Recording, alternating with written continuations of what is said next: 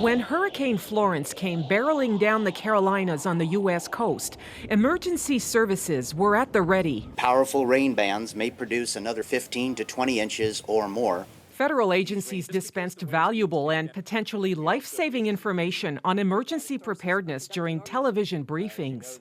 Every word was also interpreted in American Sign Language, or ASL. But the same can't be said in Canada.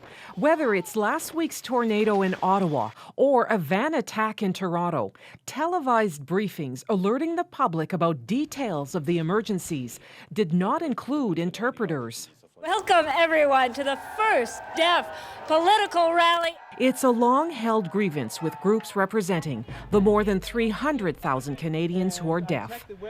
Signing is the preferred language. Isn't closed captioning enough? I think if you want to maximize accessibility and get the information out there, provide it to a larger audience with captions as well as interpreting services. Professor Deborah Russell's research in the field of interpretation spans more than 30 years. There isn't, I think, an awareness perhaps on the part of broadcasters around the importance of accessibility for deaf and hard of hearing people.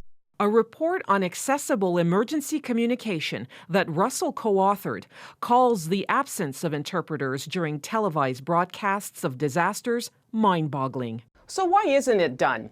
New accessibility legislation is making its way through Parliament, but that may take some time to pass. Interpreters have been used, but it's inconsistent, and nobody seems to be in charge. But life-threatening disasters, like the forest fires in Fort McMurray, Alberta, underscore the need for getting critical information out quickly and to all people. The earlier we get access to the information, the earlier we could evacuate and therefore reducing our risks. A kind of risk that could be prevented, he says, with better training for emergency medical workers and a standard practice of using interpreters during any crisis. Roussy, CBC News, Toronto.